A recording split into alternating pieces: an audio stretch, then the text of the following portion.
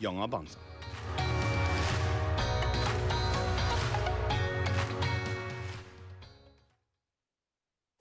The weather is so nice today. I'm sure this won't be a big deal. A 3-second long lapse in judgment can burn up an entire mountain, which will take 100 years to recover. We can protect these lush forests if you follow these guidelines. First, do not bring flammable materials to the mountains. Second, do not cook or camp in the mountains. Third, do not litter cigarette butts. Your small actions are the first step towards protecting the beautiful forests. This campaign is brought to you by BEFM 부산영어방송.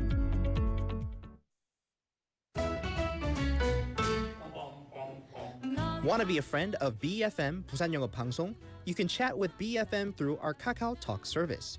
You can share your messages and photos through Kakao Talk, and you can easily become BFM's Kakao friend by searching BFM through the Find a Friend option.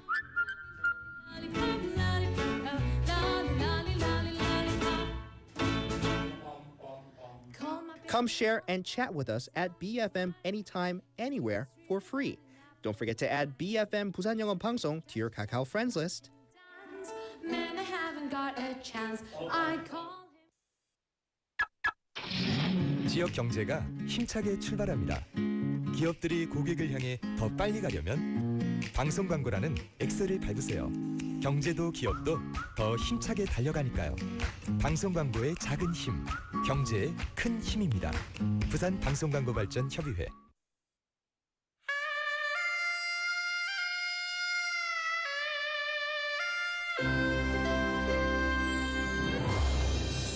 The time is now 7 o'clock.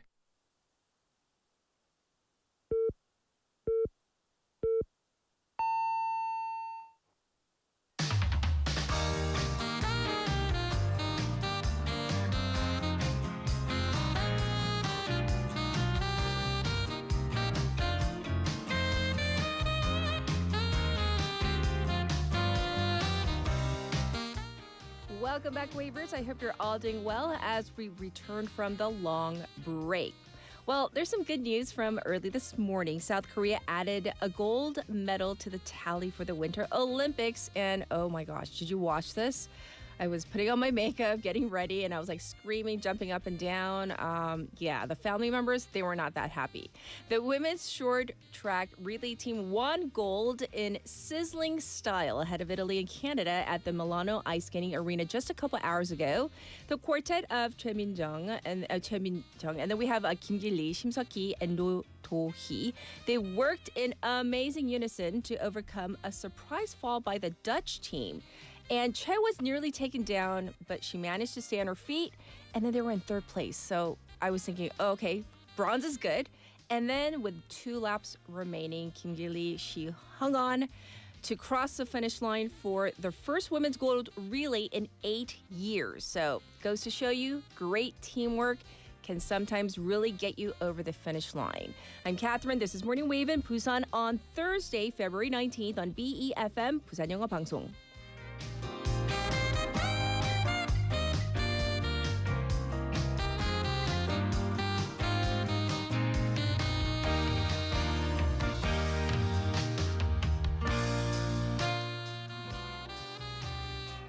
Good morning, Wavers. Welcome back. And just in case you're wondering, if you're listening via the radio, we are live and we're back. Okay, so with the Lunar New Year holiday behind us, it feels like the new year is starting in full. So if I haven't said it, if you haven't heard over the past few days, Happy Lunar New Year. And of course, wishing you, your loved ones, the very best. Well, this is also true with the government. And in fact, President Lee Jae-myung sent out messages on social media even during the holiday, perhaps offering a glimpse into where the government will be headed after the holiday. The main message: real estate. The president posted multiple messages on social media on how unfair it is that multiple homeowners receive preferential treatment. And he blames such speculative real estate investment as the root of all social problems. High home prices and rent, leading to young people refusing to get married and have children, lowering industry's international competitiveness, and more. He also directly clashed with the opposition People Power Party, namely its leader, Chang Dong-hyuk, to ask him whether he and the party think the country should keep protecting such multi-home owners. Well, both the president and Chung Woo-jae, they've made it clear that the multiple homeowner capital gains tax suspension will end on May 9th, with a grace period for some cases. But with the continued real estate messaging, attention is over what the next steps will be in this field. The general policy directive is clear, taking away tax breaks and preferential treatment for people who own multiple homes to lower their profit margin for the goal of one home per household for actual residents. Currently, the line seems to stop at taking away the tax breaks, but the big question is whether the government will go as far as to actually impose new taxes, additional taxes for homeowners of multiple homes. So according to the government, the Ministry of Economy and Finance is in the process of coming up with real estate tax justification measures, which could be used as a blueprint for later policies. But again, the government said that such taxes, likely in the form of a property tax, will be a last resort measure. So it's unclear what may be coming, but judging from the messaging that, were received during the holiday, the agenda seems to be very much clearly set on, once again, real estate. All right, now let's turn to our text topic. How long did you spend physically traveling this holiday? So whether it be on the road, maybe you were driving or you were a passenger in the car, or in the air, or on a train, on a bus, whatever mode of transportation you took, how long did you spend physically traveling? So 이번 연휴 도로나 공항역에서 얼마나 시간을 보내셨는지. So you can send your messages to BFM's live stream live chat on YouTube. Go to the YouTube platform and type in BEFM 부산영어방송 to find our channel, subscribe, log in, and chat with our other waivers. From your phone, pound 9050 shop 9050. That's going to cost you 100 won. You can also reach me for free on Kakao Talk. You got to add us as a friend first, though, so you can do that. Also, tune into Morning Wave in Busan on the radio. If you're in Busan, 90.5 or 103.3 FM. Like I said, we're streaming it live on YouTube right now. If you haven't checked us out that way, at least do it once. It is more engaging. And you can check us out on the BFM app and also the Papang app. Both are free and easy to download. So it's already Thursday, although it feels like a Monday. So, okay, we have Dr. Ryu Sang-hyo coming in for Ask Dr. Ryu. In hour number 2, we have Michael with Cultural Interlude. In hour number 1, we have Jian with Now in Busan. Haley's coming in for Top Stories. And then in hour number 2, Wagga Wagga Tea Time. Our special interview today with our friend Yoo Ji-ho, who is a sports reporter at Yonhap. He is in Italy right now. And so we're going to be connecting with him later on in hour number 2 to find out what's been happening in Milan, the Milano Cortina Olympics. They're spread out all over, but that's the official title. That's coming up in hour number 2. I'll be back with news overview.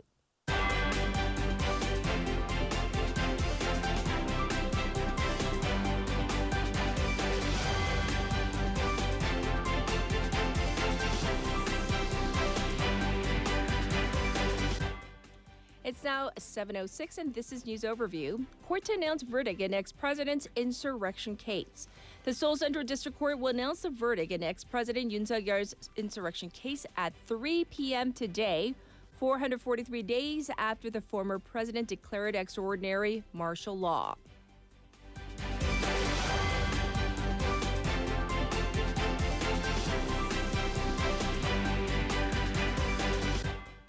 South Korea seeks to reinstate no-fly zone over inter-Korean border. South Korea will seek to reinstate a no-fly zone over the border with North Korea under the suspended 2018 Inter-Korean Military Pact aimed at easing tensions, said the unification minister yesterday.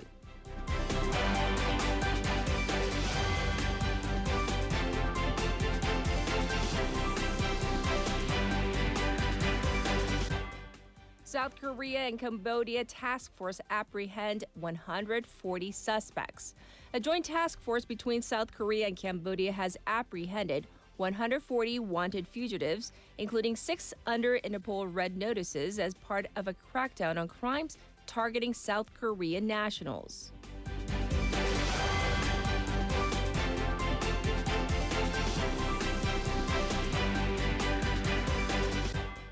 Japan's Takaichi reappointed prime minister.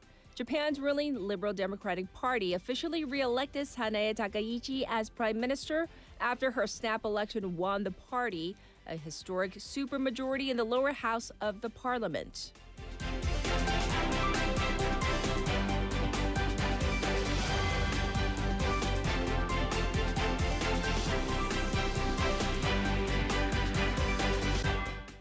Team Korea takes gold in women's short track relay. South Korea captured the gold medal in women's 3,000-meter short track for its second gold medal at the Milano Cortina Winter Olympics and its 7th medal overall. This was News Overview.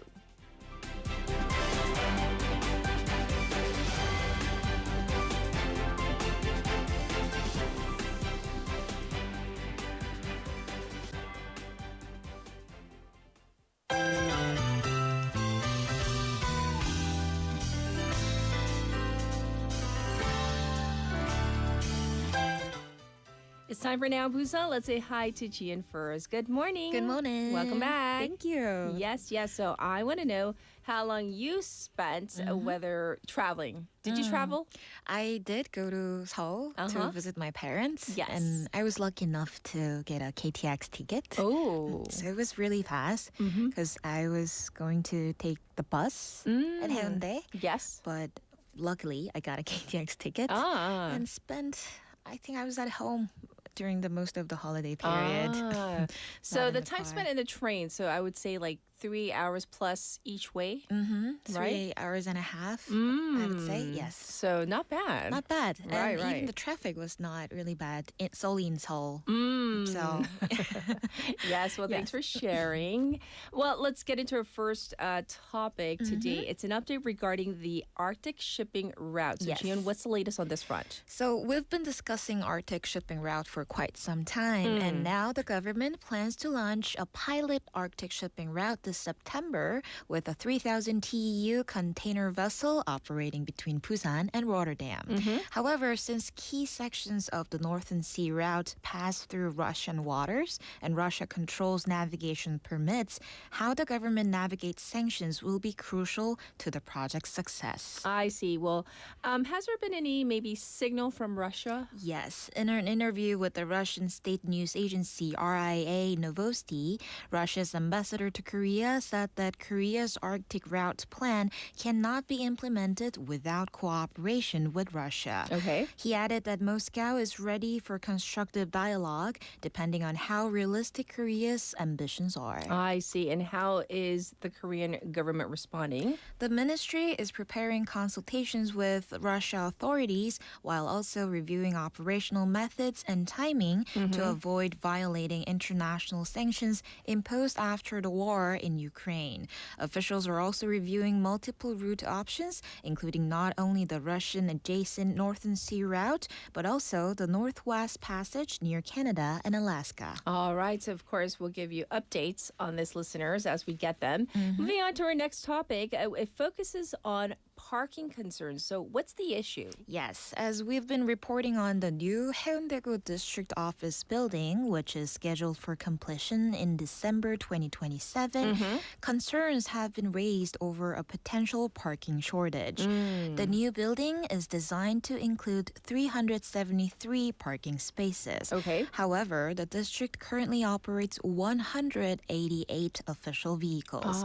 Even excluding vehicles assigned to administrative administrative welfare centers, Yes. around 150 government vehicles would still require parking at the main office. Right. And isn't this already an issue with the current office and the layout? Exactly. The existing office has only 95 parking spaces and is primarily reserved for civil petitioners, yet long waiting lines and illegal parking are already reported throughout the day. Right. With approximately 850 full-time staff members working at the district office, concerns are growing that parking congestion could arise as soon as the building opens. Well, were there any solutions that were proposed? So the district council member Lee Sang-gun suggested conducting a comprehensive survey on parking usage and establishing data-driven management measures. Okay. Potential sites mentioned for consideration include the formal Taesong-Idong Administrative Welfare Center site, railway underpass land near the new building, and available parking areas around Sentum Station. I see. Well, thanks for letting us know about the updates on this. Moving on, let's talk about Busan Library expanding its services. So what is the newest service about? So here's the pleasant news for the Busan citizens. Okay. The Busan Library is offering its 2026 subscription-based ebook service to enhance citizens' reading convenience. This service has been in operation since 2021, and with consistently high user interest and usage rates each year, it has become one of the Busan Library's flagship public services. Yes. So what's new? So this year, the library provides access to approximately 450,000 ebooks and 10,000 audiobooks through 3 major platforms. Yes. In addition, users can access e-learning content, digital newspapers and magazines, as well as academic research materials and databases. I see. All right, moving on. I hear that the Busan Office of Education has released an analysis on the new grading system. So we need Yes. information on this. Of course, the Career and College Guidance Support Center under the Busan Office of Education released its findings yesterday on the 18th after analyzing first and second semester grades of about 14,000 first-year students from 88 high schools in Busan for the 2025 academic year. Right? According to the results, only 1.30% maintained a cumulative GPA of 1.00 across both semesters. So what does this show us and how does it compare to the first semester alone? While the shift to the 5-grade system has lowered the threshold for entering the top grade, Right. the data show that maintaining a perfect 1.00 becomes significantly more difficult as semesters progress. Okay. In the first semester, 2.07% of students recorded a 1.00 average. Okay. By the end of the second semester, only 62.8% of those students maintained a 1.00 average, highlighting how challenging it is to sustain the top grade. Yes, indeed. And what does the Education Office expect going forward? Officials project that by the first semester of third grade, only about 0.3 to 0.6% of students will maintain a 1.00 average. They also advise students not to focus solely on perfect grades, noting that receiving a second grade mark in 1 or 2 subjects does not necessarily prevent applications to top universities. I see. Well, that's easier said than done, not stressing about the grades, but okay. All right. Our next story focuses on support for young entrepreneurs in Kijang. So what's being offered? Yes, Gyeonggi County is launching a youth startup rent support program to help young business owners stabilize their operations.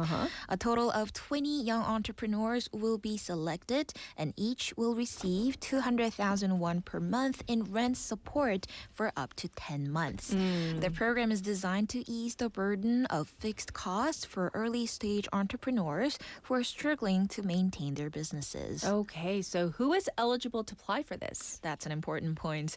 Eligible applicants must be between 19 and 44 years old as of the announcement date, reside in Gyeonggi County, and have registered their business on or after January 1st, 2021, while continuing to operate it. Yes. In addition, the business must be located in Gijanggun County for sure, generate annual sales of 100 million won or less, and pay at least 250,000 won per month in rent to qualify for support. I see. Well, thank you for all the local news. Of course. And it's great to be back. We'll check in with you tomorrow. Thank you, Jian. See you tomorrow. All right, everybody. I'll be back with your traffic and weather.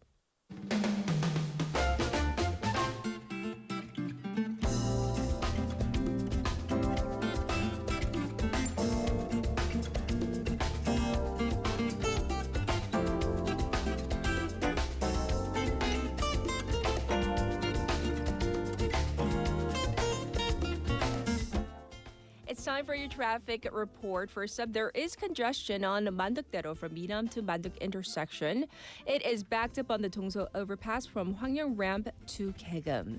And there's traffic on Nakdong-Namno from Gangso police station to Seongsan three-way intersection. It's also looking slow on Luno-Samsungdaero from Myeongji underpass to Shinho Bridge. And right now, it is 1 degree here in Busan under clear skies with a daytime high expected to go up to 12 degrees.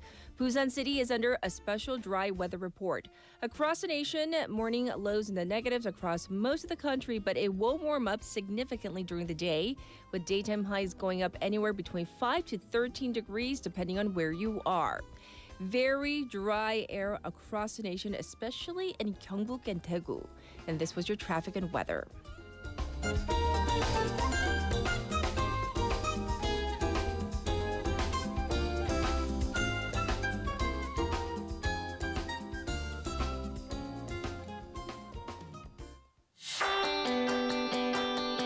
Korea Broadcast Advertising Corporation, Kobako supports your broadcast advertising production costs. This program is open to innovative small and medium-sized enterprises, offering up to 45 million won for TV ads and 3 million won for radio ads.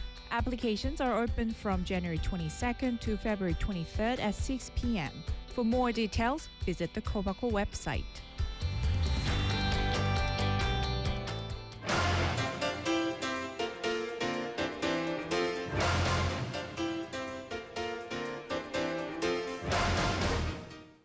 It's time for Top Stories. We have Haley in the studio. Good morning. Good morning.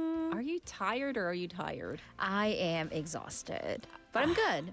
I'm good. I'm happy to be back, and weird to see myself wearing makeup because I haven't been in the past the entire holidays. I'm like, oh, really? Yeah, no. You went like, sans makeup? I went. I had sunscreen on. I'm like, you know what? Au natural. Mm-hmm. Right. And yesterday, like, I needed a whole day to recuperate for today, so we came back Tuesday, and you did as well Tuesday, I did right? as well. Because we're smart people. Are we not? Well, we are, but then also it just happened to be the worst traffic day for you went like reverse traffic. Right. I was in it. Yeah.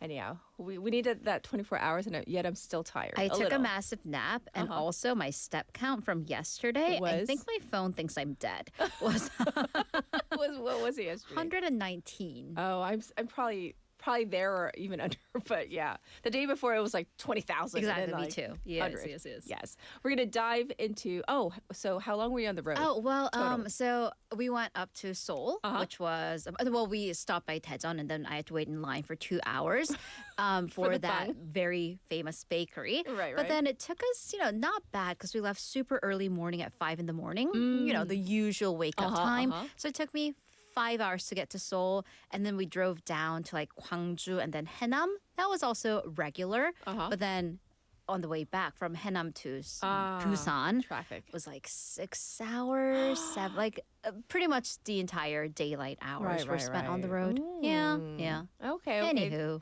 Well, we're going to dive into some major news and events right after the holiday, including what will be one of the biggest court cases this year. If not the biggest, probably, right? So that is, of course, the verdict for former President Yoon Suk-yeol's insurrection trial coming down this afternoon. So Yoon faces charges of allegedly leading an insurrection, and Cho Eun-suk's special counsel has requested the death penalty. Right.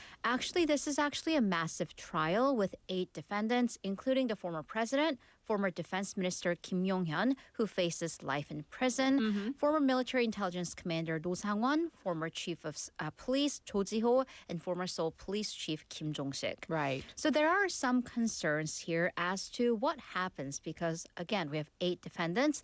If one or more of the defendants won't show up to the verdict hearing. Yes. So what could happen in that case? So on principle, usually when there are multiple defendants in a case, their verdicts are all announced together to the point that some courts have even delayed the verdict announcement if one or more they don't show up.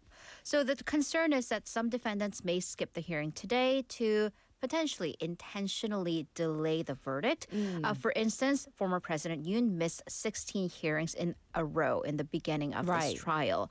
But given the gravity of the case, most experts are saying that a delay likely won't happen. The court is very cognizant of public opinion. Also, some logistics. The court's personnel shift is scheduled for next Monday, meaning judges will be reassigned to different courts. Right. So if a new judge is assigned to the case, he or she actually cannot recycle the ruling or the opinion of that ruling. So likely the verdict will come down today. I see. And additional aspect of the ruling is on the CIO. We know it as 공수처, right? Right. So the relatively newly established and controversial law enforcement agency, the Corruption Investigation Office for High-Ranking Officials, abbreviated to the CIO.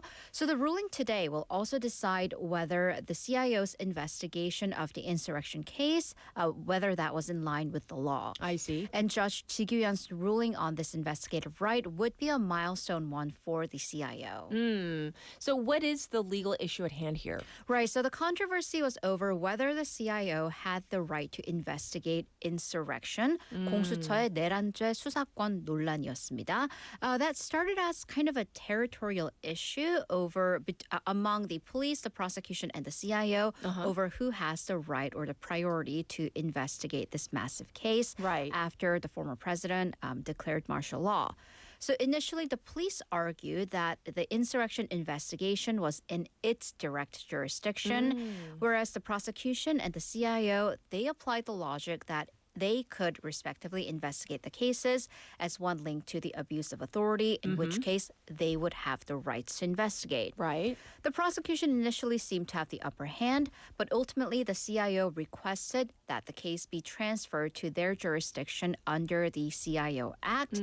The prosecution complied, and ultimately, that's how the case ended up. Okay. So upon this, the CIO requested arrest warrants against the ex-president with the Seoul's Seobu Regional Court. Yes, and that was another whole issue though, right? Because then we have another jurisdiction issue between the courts. Again, the Seobu Regional Court issued the arrest warrant, but the entire trial is under the Seoul Central District Court.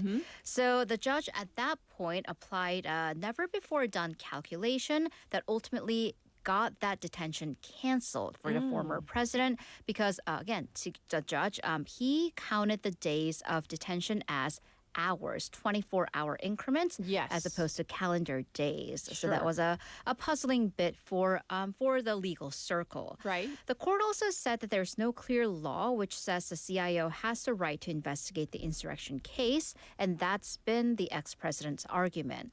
So again, since the law enforcement agency that investigated his case doesn't have the right to investigate, the charges are invalid. That's been the defense's argument. Right, and that is why this whole issue is important. It's a legal important premise in this whole ruling. Right, that is exactly why the legality of the CIO's investigation is an important premise, and that is likely the ruling that we will hear first come 3 p.m. today. Okay. So now we know. Okay, well, thanks for breaking it down. It's so convoluted.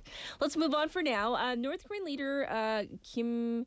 the daughter of North Korean leader Kim Joo-ae has been under renewed attention. Right. I suppose the most famous preteen in the world, potentially. That speculation being that young Kim Joo-ae is possibly on her way to be announced as the official heir to the regime. Yes. So Kim Joo-ae has been increasing her public appearances and in positions of power. It's not just celebrations and parades. So Sure. for example, she's been to various military inspections with her father, and she was featured prominently even amongst her family, sometimes stepping in front of her father.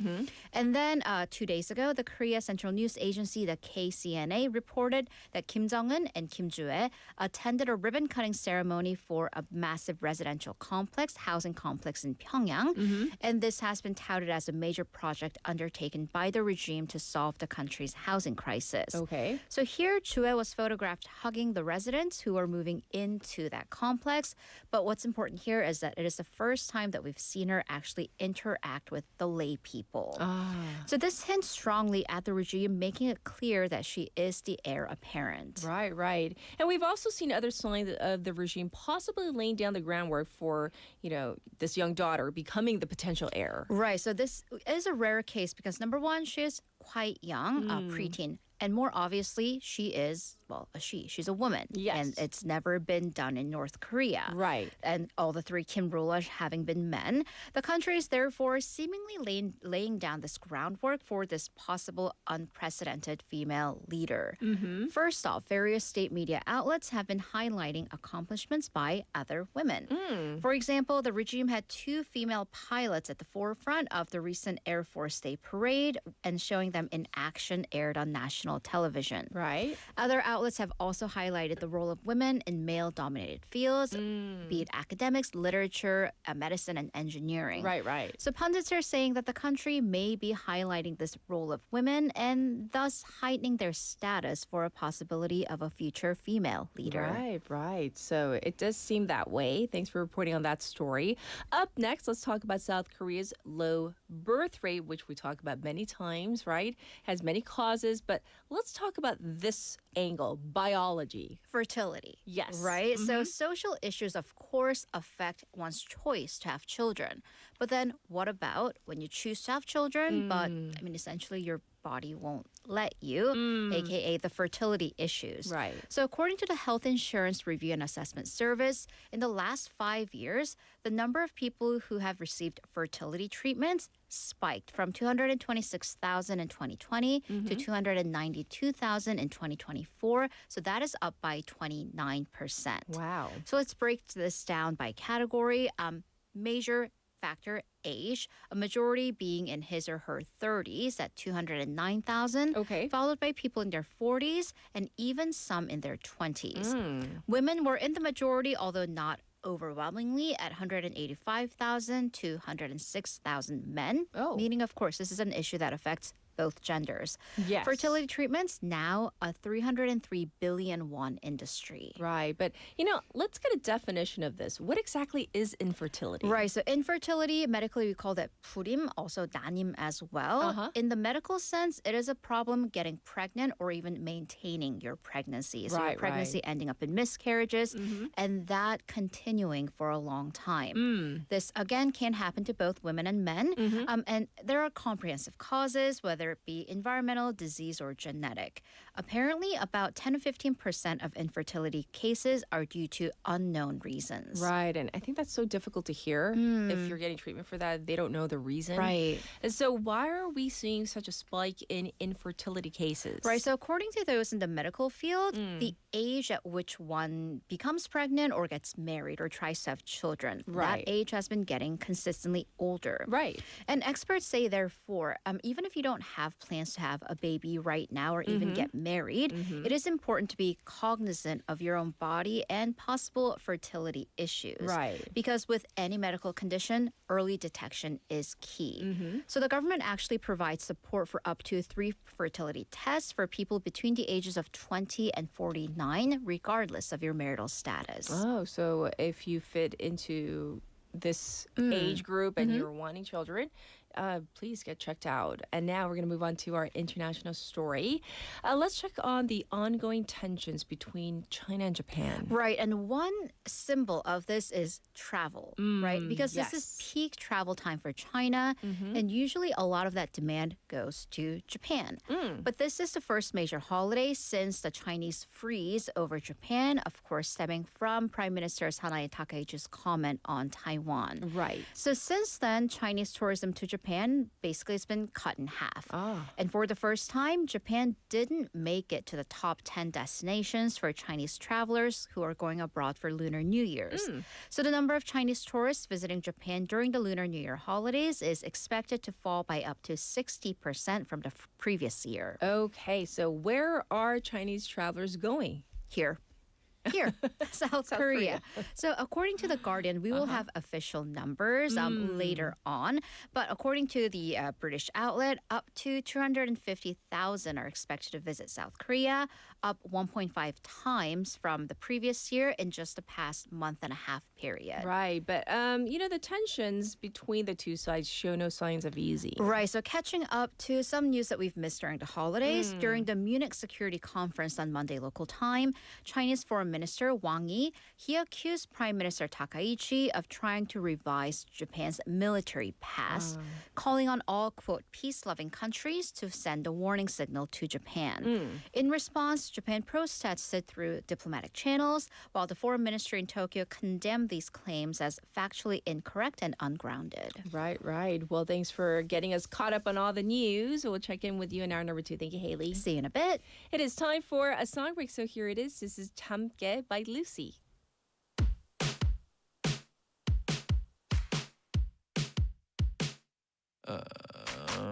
두 눈이 불러 딱 붙어도 떨어지지가 않고 한 배로 움직였다가 몸이 허차 풍문으로만 들어봤던 미라클 모닝 대체 어떻게 하는 건데 아침 대바람부터 비가 내려도 바이바이 보라 금방 돌아올게 이대로는 안 되겠어 두 눈에 힘 빡쳤다 이럴 땐 머리 위 천둥 번개가 쿠르릉 쿠르릉 참게 누가 이기나 보자 절대 널 용서하지 않아 한데 한계 속인 것 같아도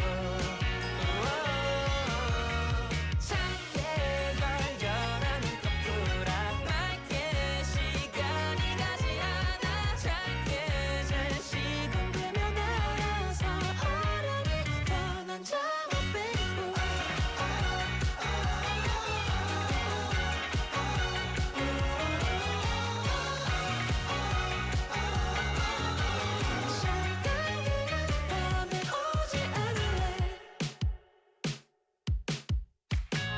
밤이라면 좋은 친구가 될 수 있었을 텐데 시간 좀 보고 다녀줘 나 좀 놔둬 수많은 멜로디는 이러는 이름의 형사님이 있다던데 아무 소용 안 되는 건 나도 알아 매일매일 시간만을만 쫓아다녀 이대로는 안 되겠어 두 눈에 힘 빡쳤다 이럴 땐 머리 위 천둥 번개가 쿠르릉 쿠르릉 참게 누가 이기나 보자 절대 널 용서하지 않아 한데 한계 속인 것 같아도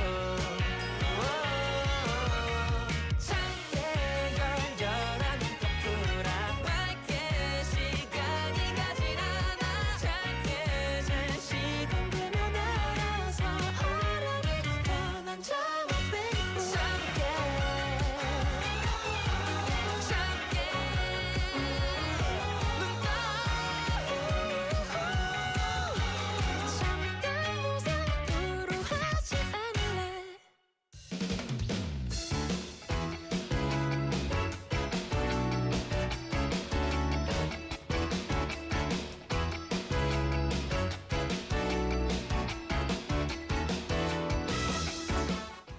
It is time for Ask Dr. Ryu. Guess who's here? Dr. Ryu Sang-hyo. Good morning. Good morning. I'm cleaning my eye booger. On air. Yes.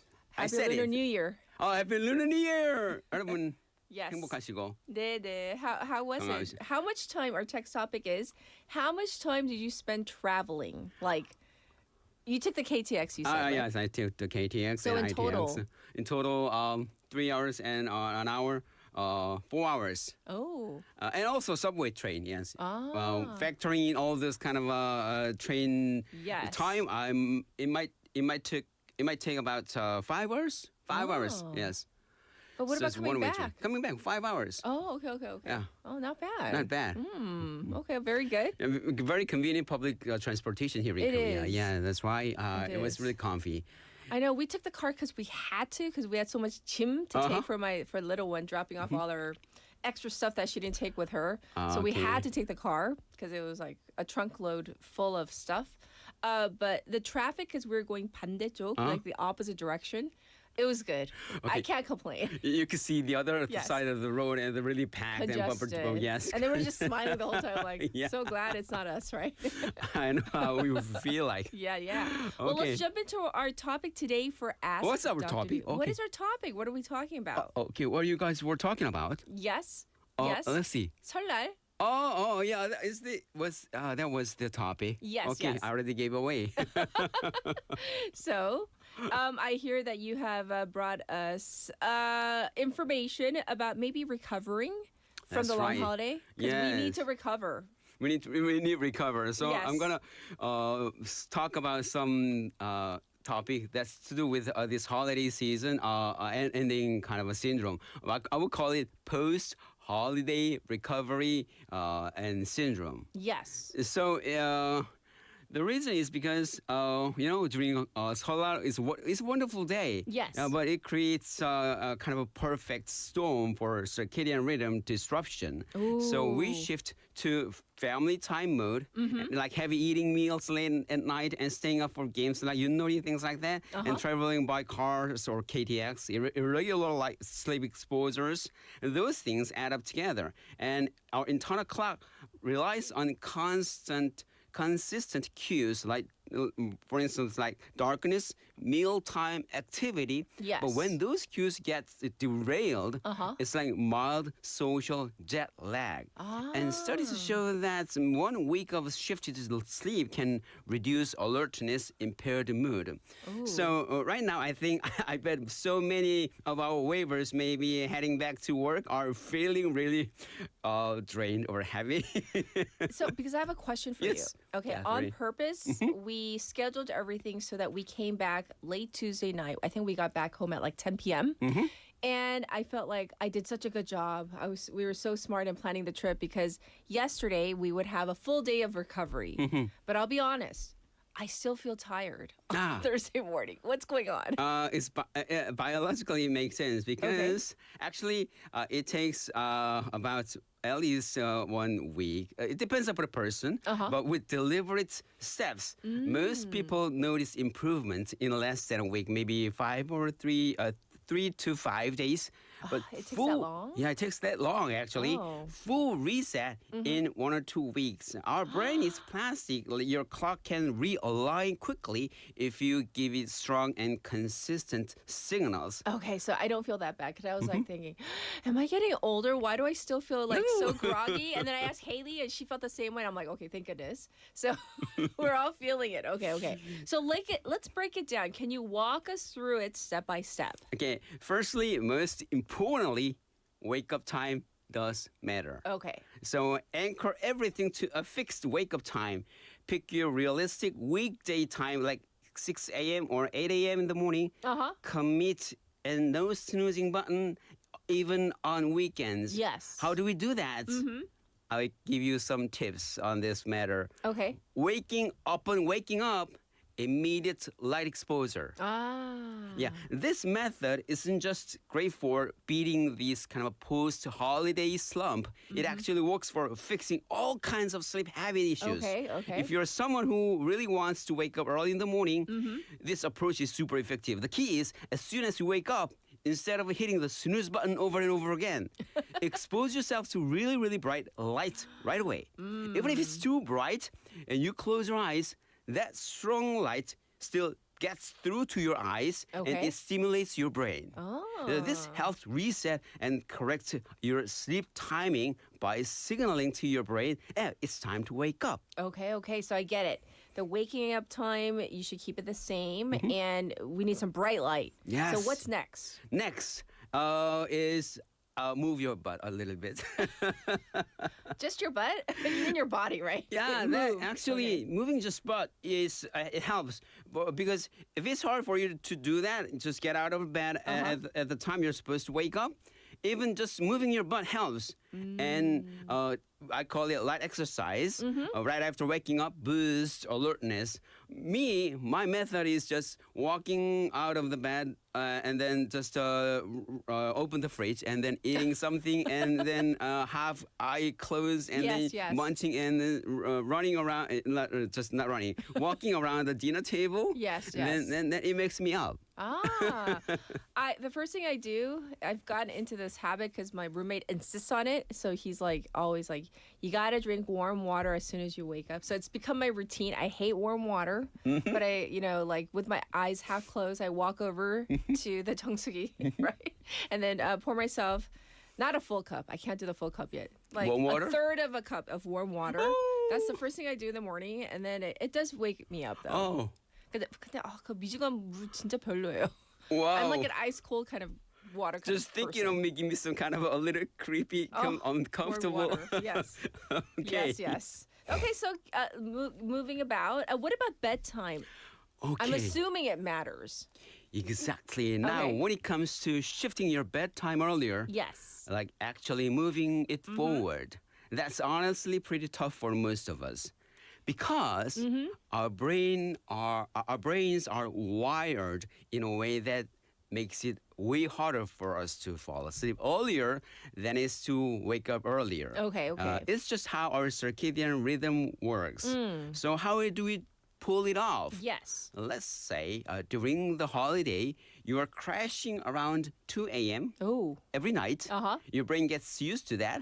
Okay, bedtime is at 2 a.m. But that's cool. Okay. And then boom, back to real life. Yes. You gotta get up at 7 a.m. For tomorrow for work Yes. tomorrow. You might think, all right, I'll hit the sack at 10 p.m. tonight, and then. Do you feel asleep right away? Nope, not even close. Okay. You lie there at 10 p.m., eyes wide open, staring at the ceiling, and you try hard to sleep, and counting sheeps, deep breathing, and the whole thing. Right. The more you try, the more you awake, you feel. Okay. And then the anxiety creeps in. I have to get up early. I can't be tired tomorrow. That's so true. Oh, why isn't this working? And that stress just makes it even harder to drift off. Oh. So here's one of the most biggest paradoxes about sleep. Yes. The harder you try to fall asleep, the more it slips away. That's so true. Yeah, sleep isn't something you can fight for or something. It's a passive thing. It's like habit your body needs to settle into naturally. Yes. So when you start trying really hard, your brain goes like this. Wait, is this something that I have to fight for? Is this a survival thing? And that kicks your sympathetic nervous system into gear, like fight or flight mode. Yes, and yes. suddenly you're even more wired and alert, which is the opposite of what you want. So how do we do that? How can we shift our bedtime earlier than we used to during holidays? Yes. Shift earlier by 30 minutes every 1 or 2 days.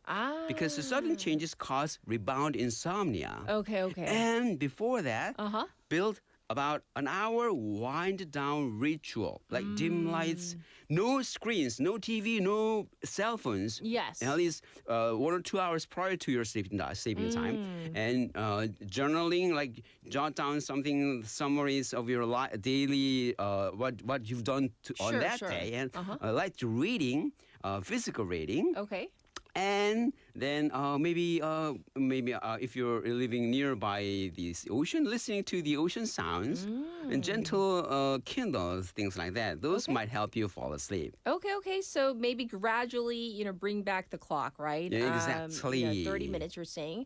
Well, what about naps? Yes, Naps. No? Yes. Oh, it can be doable. Okay. Yeah, there are some rules, but Okay. strategic short naps, I would call it. It supposed to be last 10 to 20 minutes. Oh, okay. It's not supposed to go over 30 minutes. And also the second rule is Yes. This nap before 3 p.m. Oh, it has to be done early on, not like an hour at 4 p.m. Yeah. Okay. Longer naps reduce sleep drive at night. If you feel really fatigued early in the week, one brief nap is fine, but phase it out. And these strategic naps can be applied to many situations, not just for this post-holiday syndrome, Yes. but also to many who are really tired during the week. Right. So I've shared on air many a times, like every day on my way from, morning wave to my school, I try to take a power nap. And then I think you told me, like, that's okay, that's good. But then yesterday, I have to admit, that power nap was not a power nap. It was just like an all day. Oh, really? An all day nap. I was so tired. When did you take the power nap during on a day? Like during the during regular hours. It's right after I get off air. I start napping maybe at 9:30. I wake up by 10, maximum 30 minutes. But then yesterday, because I was so tired from traveling and I wasn't even driving, I was in the passenger seat. I think I took like a 2-hour nap, and I woke up so groggy. And then this morning, I feel like really tired. Okay, I don't think it's to do with your napping. At that time, you're the nap, but Right. because you said that you're traveling some other places. Yes. So changing scenery and different light exposures and a little bit of a stress. Right. Subconsciously, that might have an effect on your kind of circadian rhythm as well. Okay. Anyway, power nap is Yes. doable, Yes. but less than 30 minutes. Got it. And before 3 p.m. Okay. So what happens if insomnia persists? Oh, yeah. That's a... And not unrelated to the holiday. Okay. Yeah. I told you, like I said earlier, sleeping isn't something that you can force or try to get. Right. It's a habit. But you say that. I say that. Try not to force yourself to fall asleep. But the number one bad habits you gotta get rid of if you wanna get a sound sleep. The number one bad habit is everyone is doing something in a bed. In their bed, like watching TV or reading books. Yes, so Listen no to activities music. in bed. Yeah, that's right. And then it sounds harmless, right? But it's actually teaching your brain a terrible lesson. Your Yes. bed is supposed to be the place for sleep. But when you do all these other things like watching TV or listening to music, even some doing some relaxation, breathing, it doesn't sound that harmful, right? Yeah. But actually, it's training your brain that, our bed is not the time. It's not a place where I'm supposed to sleep. So it triggers wakefulness and activity. That's why the single most powerful tip for deep and solid sleep is very first step is this simple rule: only get in bed when you really sleep. Only sleep. Yes, it's not for if it's not for sleeping, get out of bed, and no exception. In other words, bed is for sleep. No TV, no reading, no phone, no listening to music, no relaxation. Yeah, and stick to that over and over again. Your brain really learns. Bed means sleep. Okay. So it is hitting the reset button on that bad association. It's one of the most proven ways to fix chronic sleep issues. Got it. Try tonight, listeners. It might feel weird at first, but it really works. Okay. So basically, just sleep. Only sleep in bed. No ice cream in bed. No reading in bed. None of that.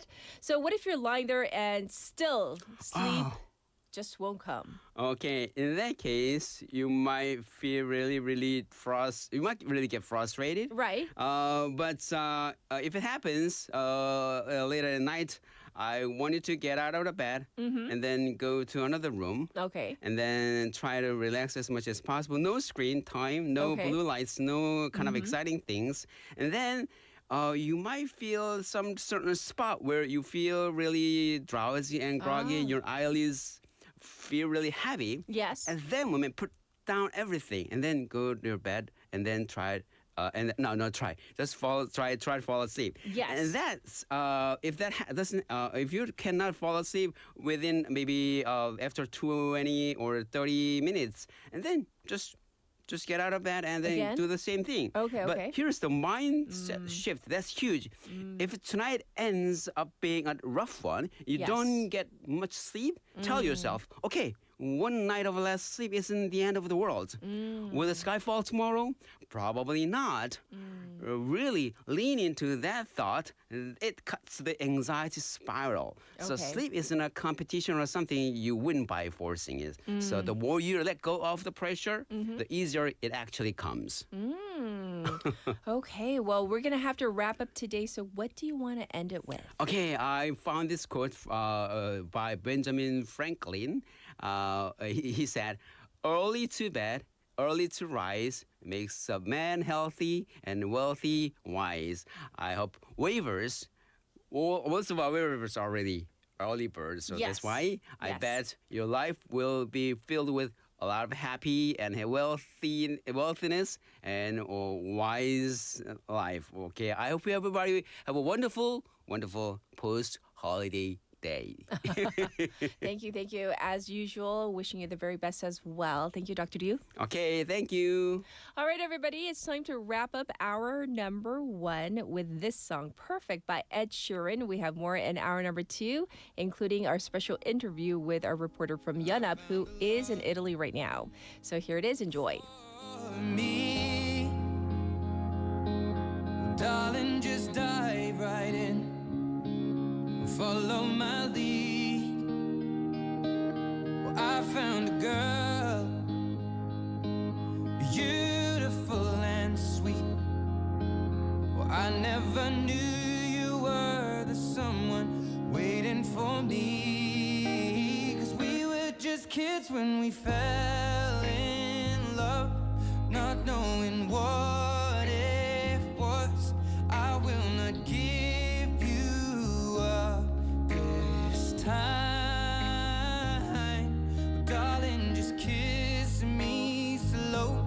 Your heart is all I own, and in your eyes you're holding mine.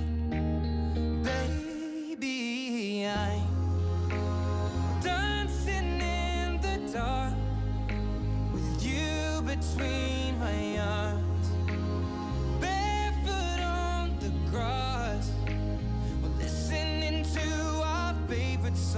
When you said you looked a mess, I whispered underneath my breath, but you heard it. Darling, you look perfect tonight.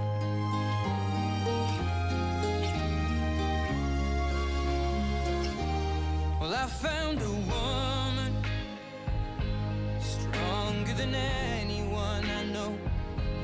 She shares my dreams. I hope that someday I'll share her home. I found a love to carry more than just my secrets, to carry love, to carry children of our own. We are still kids, but we're so in love, fighting against all odds. I know we'll be alright this time. Darling, just hold my hand, be my girl, I'll be your man. I see my future in your eyes. Baby, I'm dancing in the dark with you between my arms, barefoot on the grass, listening to our favorite song.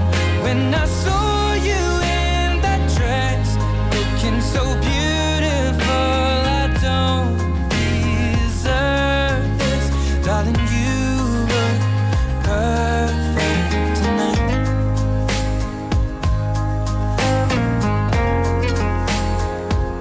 No, no, no.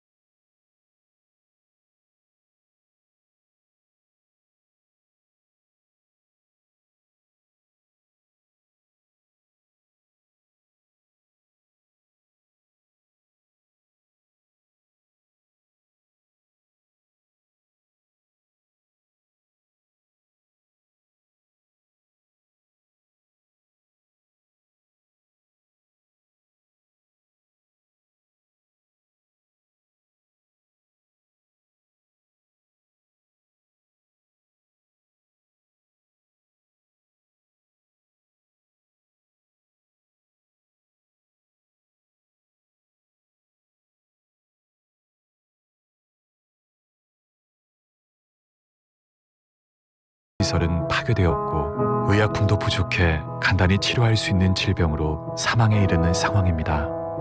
바로 지금이 우리가 에티오피아에 진 빚을 갚을 때입니다. 지금 전화해 주세요. 후원 문의 080-982-0119 국제구조위원회. 기업체 사장님들 아직도 직영으로 식당 운영하고 계십니까? 위탁급식과 도시락 전문기업 더 좋은 푸드에 맡겨보십시오. 운영비 절감 효과 확실합니다. 식대는 협의 후 맞춰드립니다. 지역 부산 경남 051-784-0877 051-784-0877. 혹시 지금 운전 중이신가요? 어린이 교통사고 피해자 수는 지난 3년 평균 약 9만 명. 특히 어린이 보호구역 안전 기준이 강화된 이후에도 어린이 보호구역 내 사고는 지속적으로 발생하고 있습니다. 스쿨존에서는 반드시 시속 30km 이하 서행, 스쿨존 내 불법 주정차 금지, 차량 출발 전 앞뒤 좌우 살피는 습관으로 어린이가 안전한 도시를 만듭니다. 참, 운전 중 휴대전화 사용은 모두에게 위험합니다. 우리 모두를 위한 교통안전, 나부터 실천하면 모두가 안전해집니다. 어린이가 안전하게 뛰어놀 수 있는 부산. 아이 키우기 좋은 도시는 우리 모두의 미래이자 희망입니다. 이 캠페인은 어린이가 안전한 부산을 만드는 은행, B&K 부산은행과 함께합니다.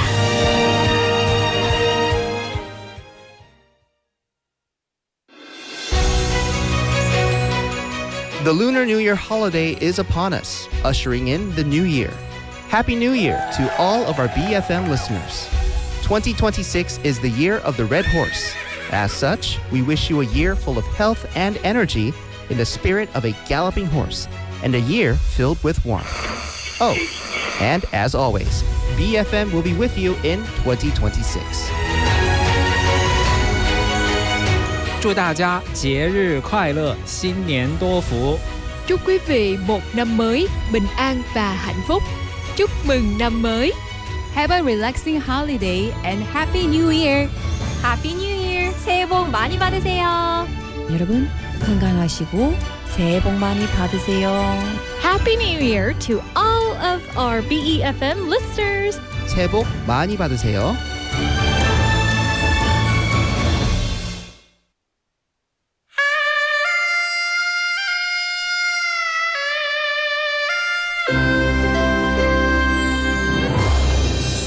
The time is now 8 o'clock.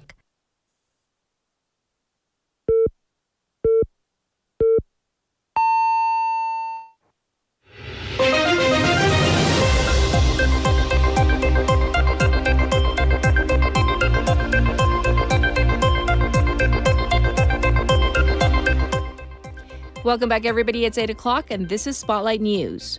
Court to announce verdict in ex-president's insurrection case. The Seoul Central District Court will announce a verdict in ex-president Yoon Suk-yeol's insurrection case at 3 p.m. today, 443 days after the former president declared extraordinary martial law. Yoon faces charges of allegedly having led an insurrection through this declaration. The special counsel has asked for the death penalty. 7 other defendants also stand trial alongside Yoon, including former Defense Minister Kim Yong-hyun and former Police Chief Cho Ji-ho, whose verdicts will also be announced today.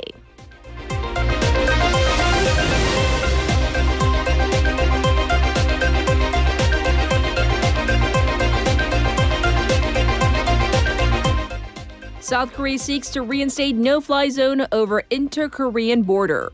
South Korea will seek to reinstate a no-fly zone over the border with North Korea under the suspended 2018 Inter-Korean Military Pact aimed at easing tensions, said the Unification Ministry yesterday.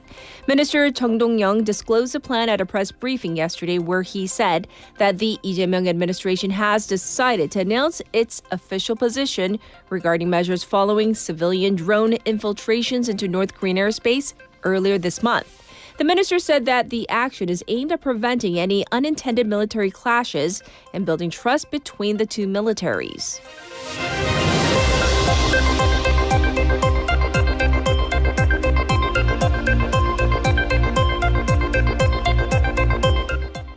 South Korea Cambodia task force apprehends 140 suspects. A joint task force between South Korea and Cambodia has apprehended 140 wanted fugitives, including 6 under Interpol red notices as part of a crackdown on crimes targeting South Korean nationals. The 6 red notice suspects have served as mid to high level managers within criminal organizations, said the National Police Agency. Police added that the task force would expand its investigation to accomplices within the criminal network's full hierarchy, focusing on ringleaders and managerial level suspects.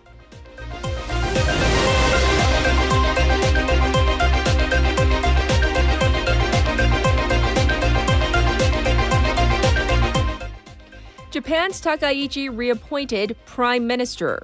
Japan's ruling Liberal Democratic Party officially re-elected Sanae Takaichi as prime minister after her snap election won the party a historic supermajority in the lower house of the parliament. With this, Takaichi is expected to capitalize on the majority to push her agenda, including increasing military power, more government spending, and strengthen conservative social policies. Earlier in the day, U.S. President Donald Trump announced the first set of Japan's $550 billion investment projects in the U.S. under their bilateral trade deal in Texas, Ohio, and Georgia.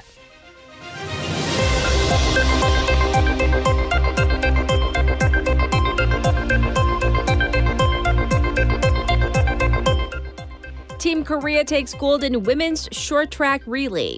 South Korea captured the gold medal in women's 3,000-meter short track for its second gold medal in the Milano Cortina Winter Olympics and its 7th medal overall. Team Korea with Choi Min-jung, Kim Gi-lee, No Do-hee, and Shim Seok-hee finish ahead of Team Italy and Canada at the Milano Ice Skating Arena. With this win, Choi Min-jung is now tied for the most decorated Olympic athlete in South Korea with 6 Olympic medals. And this was Spotlight News.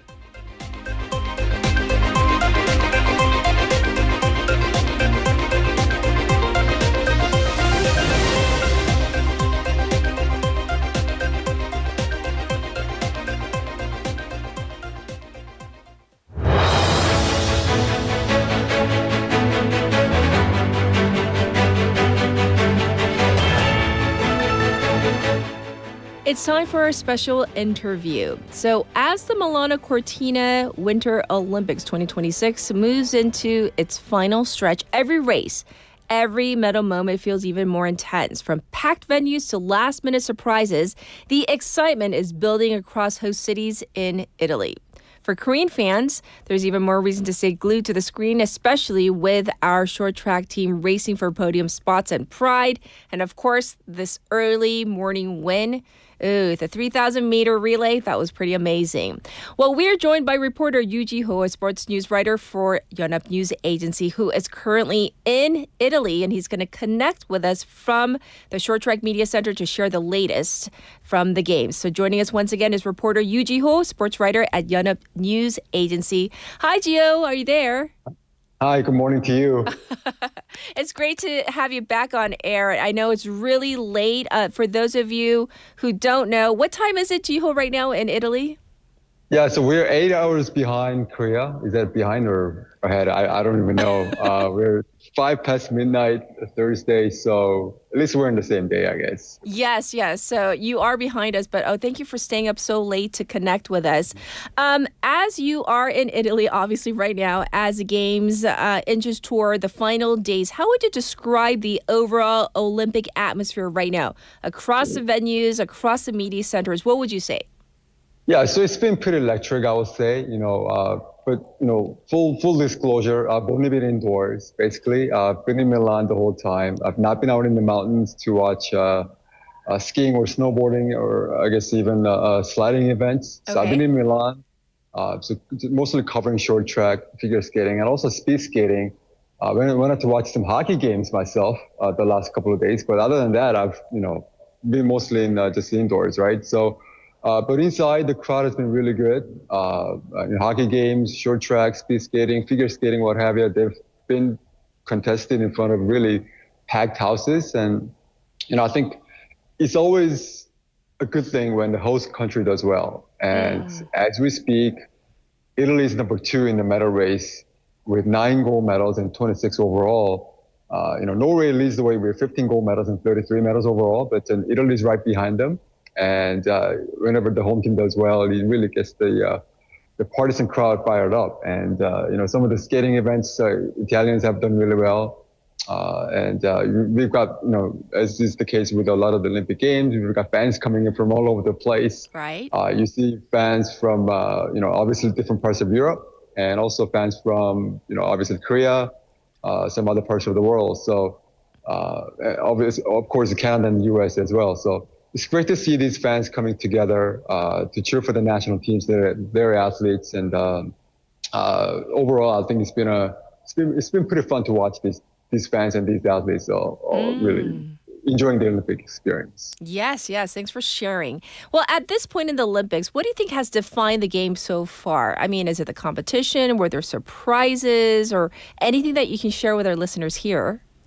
Yeah, so this has been the most widespread Olympic Games in history, as far as just the area, just the landmass that it covers, as far as how far apart the venues are. So the official name of this competition, Milano Cortina.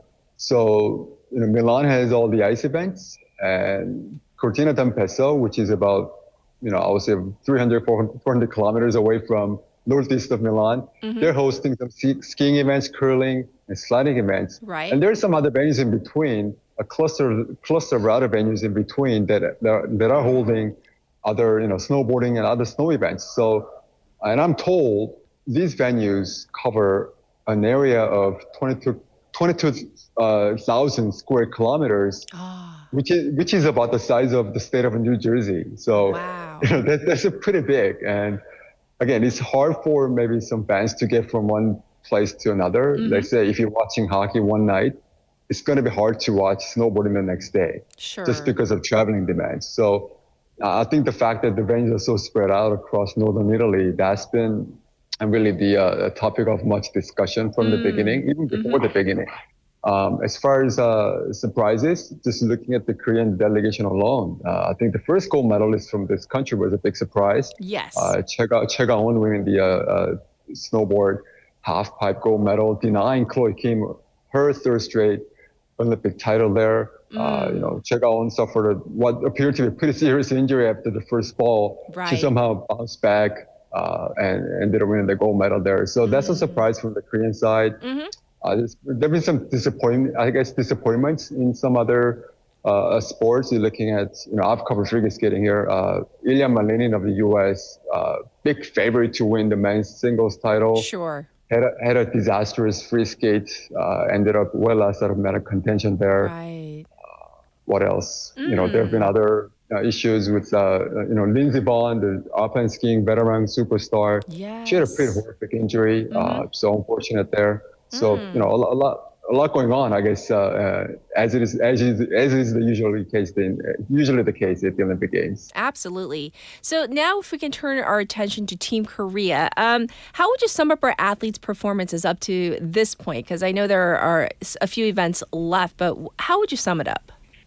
Yeah, I would say it's been a mixed bag. Snowboarding, Korea has had 3 medals from the sport, which is 2 more than the entire total from the sport up until this edition of the Olympic Games. Right.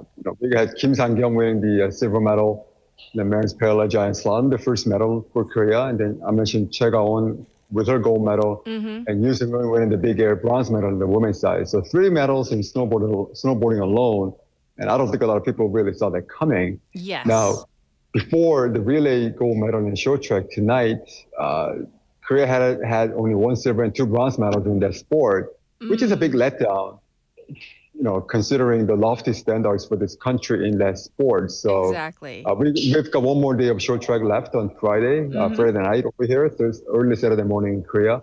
So they've got 2 more finals coming up, women's 1,500 meters and men's 5,000 meter relay final, to kind of salvage what has been a disappointing short track campaign. But again, I think it's been a mixed bag. Really encouraging showing in snowboarding, but not so much in short track, at least up until tonight. Right. And As is with, I guess, any sport where Korea dominates, I guess for Winter Games, it's been short track. For the Summer Olympics, maybe, I don't know, archery or certain sports that, Korea does really well in. I feel like as I was watching earlier this morning, our time, that that gold medal in the 3,000 meter relay for the women, it was kind of really exhilarating. Like, 속이 시원하다, I felt like, oh, at last, finally, How did you feel watching that and covering that? Yeah, I guess people could finally breathe a little bit, right? Yes. Since short track became a medal sport in 1992, Korea has never failed to win multiple gold medals in short track. Exactly. So Korea has always won at least 2 gold medals. And that streak was in jeopardy.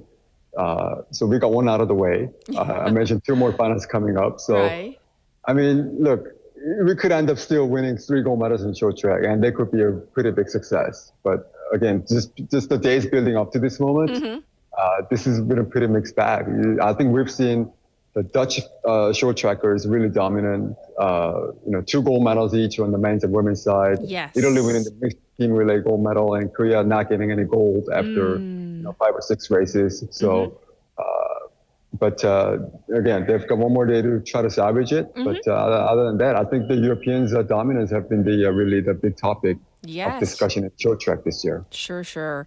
Well, were there any behind-the-scenes moments with any of the Korean delegation or athletes that left an impression on you? Maybe things that we weren't able to see, because this year, I think that's also been of conversation, the fact that there's only one broadcaster telecasting the entire Olympics as well. Anything that we might have missed? Yeah, I mean, when you watch the competition itself, on the field of play, ice, snow, or track, I think the athletes really put on a brave face. But behind the scenes, I think they're a little more vulnerable, right? They openly talk about their jitters, their nerves, their mental struggles, even their physical struggles. And our figure skater Cha Jun-hwan, who ended up just shy of a bronze medal in the men's single, he talked about how he'd actually skated on a bum ankle. He had fluid being drained out of his right ankle for multiple times leading up to his competition, but he didn't want to talk about it in the open, in the public, for his own sake. He didn't want to, sound weak. He didn't want to sort of have that as a built-in excuse for himself. So he kind of hid it from us, the media and the public, until 4 or 5 days after his competition. So. Things like that. And other athletes, some of them are not as maybe well known as their teammates. So you see someone like, let's say, Lee Jung-min, one of the relay members on the men's short track team, that's his only event in the Olympics. So he trained for like 2 weeks just to get into the one relay semifinal earlier this week. He's going to be in the final tomorrow in 2 days. And when reporters asked him for a brief interview after a training session, he didn't know where to go. He was kind of lost because he hadn't done it. So, they're kind of moments like they seem a little more vulnerable than when they're on the ice or on the field of play, where they all seem very invincible. They seem very mentally and physically strong, but they're all human beings too. So I think we get to at least get some glimpses of their more vulnerable moments behind the scenes. Right. I mean, we can't forget the fact that, yes, they are athletes, but first and foremost are human beings, right? All of them. Right. Well, with just a few days left in the games, what should fans here in Korea be keeping an eye on before everything wraps up and we have the closing ceremony, and then we're going to have to wait another 4 years for the Winter Olympics? Yeah, so one more day of short track, and also women's curling team. They're closing in on as birth in the semifinals, playing Canada tomorrow, our time, in actually Italian time. So later tonight in Korea, beat Canada. Korea is in the semifinals. If they lose, they're going to have to do some number crunching. It's going to be a little hard, but if Korea beats Canada, they're in the semifinals. And the final will be on the last day of the competition, on the same day as the closing ceremony. So that's going to be one of the highlights of the final stretches of the Olympics for Korean fans.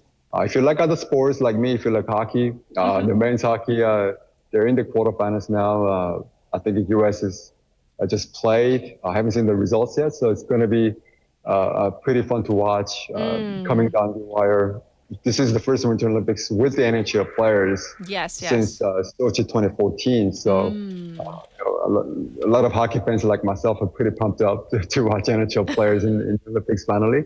So that's also the final will also be on the last day of the competition. So I think those two would be the sort of big events to keep an eye on over the final stretches. All right. Well, thank you so much. As usual, great reporting, giving us great insight behind the scenes. Wishing you the very best. Thank you so much, Jiho, and Happy Lunar New Year. Yes. Thanks for having me today. Yes, absolutely. Everybody, this was Yoo Ji-ho once again from Yeonap, and he is in Milan as we speak. And thanks to him once again for staying up so late to connect with all of us here in Korea. All right, I'll be back with your traffic and weather. Good morning. Good morning. Good morning입니다. Good morning. 좋은 아침입니다. Morning wave in Busan. Morning wave in Busan. Morning wave in Busan. Major news, local buzz, and expert takes. It's all here on Morning Wave in Busan. Brighten up your morning commute with Morning Wave in Busan. Morning wave in Busan.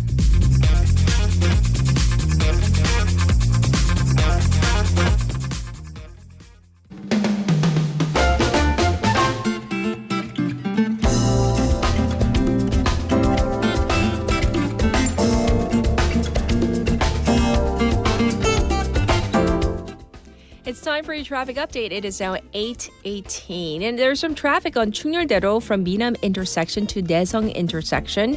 It's congested on Chungjang-daero from pier number 5 to pier number 4.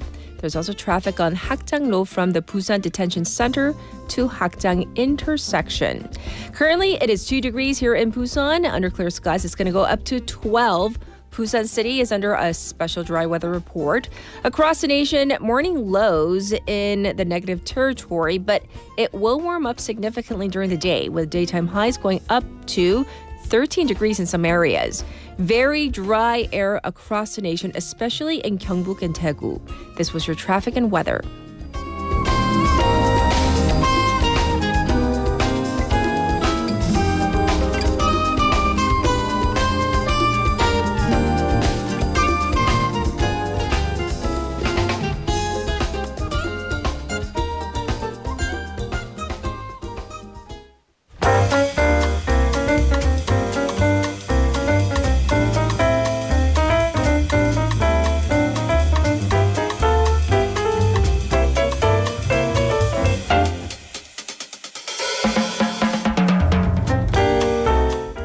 It's time for Wagga Wagga Tea Time. Haley's back. Hello, hello. Yes, yes. Well, let's get into this first story. It's about a Ferris wheel, a very large one in Sokcho that may be torn down at the end of the month. So what's the story? At least shut down. So this is relatively new. The Ferris wheel, by the way, is gwallamcha in Korean, and it's called the Sokcho Eye. Massive, 65 meters tall on Sokcho Beach, opened in 2022. So again, only about 4 years old. Okay. And costs the city some 9.2 billion won. So this has been a major tourist structure and an investment by the city, and it paid off with 1 million visitors coming in the first year. Okay. But just 2 years after the opening, the city withdrew its project authorization and ordered the Ferris wheel to be torn down.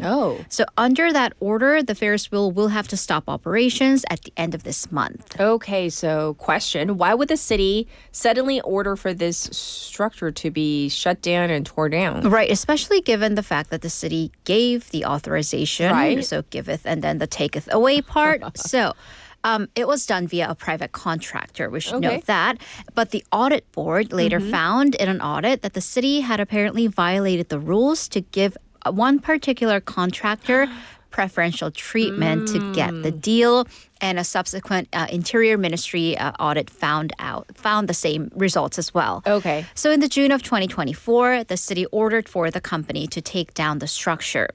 But the company resisted, filing for an administrative lawsuit and an injunction. So an injunction kept the Ferris wheel from shutting down. So it continued to operate. But the court in that administrative lawsuit ruled that Sokcho City was in the right, meaning that the Ferris wheel faces a full demolition. The company says it's going to appeal, so the full takedown will maybe come later, if at all. However, it still faces closure at the end of the month. But again, let's go back to that 9.2 billion won, which is taxpayer money, at least partially.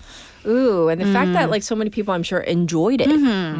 All right. Well, we reported on the excitement building for the BTS Gwanghwamun concert, but for people who also had events planned in the area for that day, this is like an emergency. Right. So some 200,000 people, at least, are expected to gather in Gwanghwamun for that massive BTS comeback concert scheduled for March 21st. Right. But then, if you've ever been to that area, it has a ton of corporate buildings, which should be, shut down because it's not a work day. Okay. But then on weekends, weddings and other events. Yes. So for the soon-to-be married couples, this is kind of a disaster. Yes. Because there will for sure be extreme traffic, road closures, first of all, noise, and safety concerns. Absolutely. Also, for a little bit of reference for Korean weddings, if you're a part of your family's from out of town, they usually charter buses. So it's not just, cars or public transportation, but massive buses have to get through.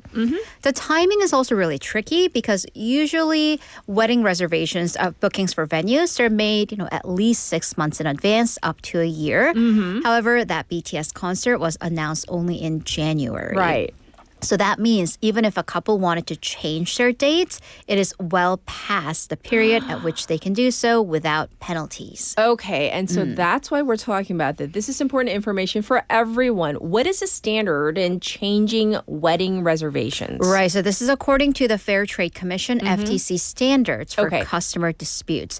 You can cancel an agreement on a wedding venue up to 90 days before the wedding date without cancellation fees. But then once you get to the 30 to 59 days before the big day, you have to pay up to 20% of the total cost in cancellation fees. And according to the Korea Consumer Agency, an average wedding cost for a non-Gangnam area, so the rest of the country, it stands at 22 million won. Okay. It's just simple math. 20% of that would be 4.4 million won in just cancellation fees. Ooh. Yeah. Aren't there any clauses for unforeseen events, aka BTS concert in the area? Well, there are some clauses for natural disasters. But the thing about the BTS concert is it's so unforeseen and unprecedented. There are no stipulations for a massive K-pop concert in a standard contract. Okay. So the wedding halls are also frustrated because they too only learned about the concert along with the rest of us. Yes. Again, late March is start of the peak wedding season. So That's they are right. fully booked. So some point out that responses should have come from the authorities, local governments, and even HYBE, the agency, including some mediation measures, compensations, and even fee waivers. The responses from these authorities so far fairly run-of-the-mill. Bureaucratic or corporate. Okay. For instance, Seoul City said it'll do its best to direct traffic, so there would be minimal traffic on the day of. Will there, though? And HYBE said it'll allocate all available resources to ensure that the event is safe. So basically, nothing's going to be done. No. All right, let's move on. Some kids struck it big this weekend with their Sebeton, but here's a very adult perspective on this tradition. Can this New Year's money, the Sebeton, be taxed? Is it taxable? Oh my goodness, what are we coming to? I mean, because some families will go out of their way to gift money without inheritance taxes. I mean, so we're talking larger amounts. Some people are rich, rich people, because it could be a roundabout way for the ultra rich to avoid taxes. So there was even a case during a confirmation hearing for a minister position where the nominee had to explain a large asset that was passed down to their child was Sebeton. But it was so big that they actually retroactively had to pay inheritance tax. So not you and me, where we were arguing about, can I get away with just giving my nephew 5만 won? Is it 5만 won or 10만 won? We're not talking about that. We're talking additional multiple zeros added on. But here's the basic law on inheritance tax, 증여세. Okay. It is paid when any form of assets or profits are transferred without payment. So for example, parents buying a home for their newly wed son or daughter. Okay. A car as a gift when a child gets a job, adult child gets a job, etc. On principle, right? Okay. Sebeton is not subject to inheritance taxes because the National Tax Service says that things like living stipends, education fees, hospital fees, congratulatory money, or holiday allowances, aka Sebeton, are not taxed if they're under social conventions. And hence why we're talking about this. So what if the amount is unconventional? And how do we know if it's unconventional? Right. So 사회적 통념, social conventions, because, well, maybe like a billionaire's conventions might be different from a measly me. So here's the law. Okay. A direct parent or grandparent can gift up to 20 million won across 10 years. For extended family, 10 million won across 10 years without being subject to taxes. Social conventions are hard to define, but Right. some experts say because the minimal non-taxation amount is 50만 원, 500,000 won. Anything above that could fall into the unconventional, so perhaps taxable amount of sebeton. Interesting. So let's keep that figure in mind. 500,000 won. By the way, like how much Sebeton were you guys giving out? So if you guys are, still, right in that, in that mode, like counting all your losses or I don't know, doing the plus and minus, right? All right, we're going to end on a heartwarming note. So what's this one about? All right, it is about giving. Okay. So a Lunar New Year's fruit donor in Gwangju. So this is the fruit man who kind of rings in the Lunar New Year every year. Sure. So every year for the past 15 years, the community center in Hanam-dong in Gwangju has received a delivery of fruit for the region's less fortunate. Oh. So this anonymous donor sent over 30 boxes of pears, and this year it was his 28th fruit delivery donation. It all started back in January of 2011 when this guy dropped off, at that point it was rice, 35 sacks of 20 kilos of rice in front of the community center. And the following year, he changed the donations to fruit. And since 2014, the community center receives about 50 boxes of various fruits every Lunar New Year and in Chuseok. So the people in the community started to call him the 과일 천사, the fruit angel. And then there was a concern because in Chuseok of 2024, he didn't come. Oh, no. Exactly. So they were like, is he okay? Okay. But the thing is, because he's anonymous, they didn't know how to, because the whole point is they didn't know how to track him down. Okay. Thankfully, he came back the following year with a note saying, hey, I'm sorry I wasn't able to come last year. He has donated 1,279 boxes of fruit in the past 15 years. Wow. So the community center says this is kind of an unofficial marking to start off the holidays for them. And as to his identity, it's not their job to find out who he is, but to make sure that this so-called fruit angel, spirit of giving, is distributed to those in need within the community. Right, and I love the fact that it's fruit because it's like for other welfare services, rice is common, but then fruit is so expensive these days. Especially during the holidays, but it really adds that spirit, the mood, the festivity. I agree. So thank you to the fruit angel. And we'll check in with you tomorrow. So thank you, Haley. Have a great day. All right, it's time to get to our next song. This is If I Can't Have You by Shawn Mendes. I can't write one song that's not about you. Can't drink without thinking about you. Is it too late to tell you that everything means nothing if I can't have you? I'm in Toronto and I got this view, but I might as well be in a hotel room. Yeah, it doesn't matter 'cause I'm so consumed, spending all my nights reading texts from you. Oh, I'm good at keeping my distance. I know that you're the feeling I'm missing. You know that I hate to admit it, but everything means nothing if I can't have you.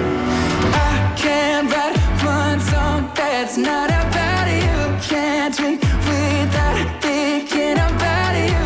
Is it too late to tell you that everything means nothing if I can't